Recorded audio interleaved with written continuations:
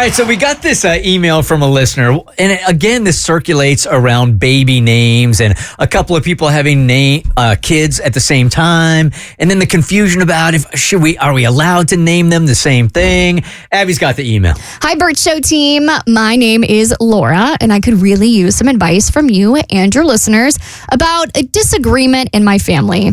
My husband Colin and I are expecting our first child, a baby boy. Yay! I've dreamed of naming him Charles after my father and grandfather. It's a family tradition I've always wanted to continue.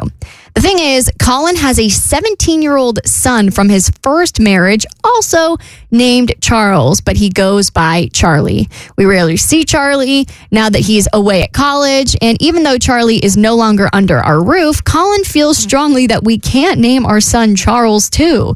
He thinks it would be confusing and would hurt his ex-wife. Colin's ex-wife tends to always get her way, and he's convinced that this decision will upset her. I get that she might not love the idea, but honestly, I don't see why her feelings should dictate what I name our child.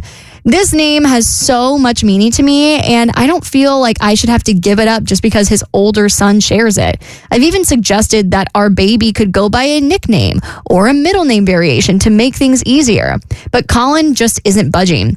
So here's my question and request. Am I being unreasonable for wanting to use the name Charles? Would it really be so bad for two half-siblings who barely interact to share the same name? And should his ex-wife's opinion really carry this much weight in our decision? My husband knows I'm coming to you with this as we are both listeners of your show, so I'd love for you to do a poll with your listeners and get their take on this. I promise to show him the results either way. But please remember, I'm the pregnant one over here creating life best.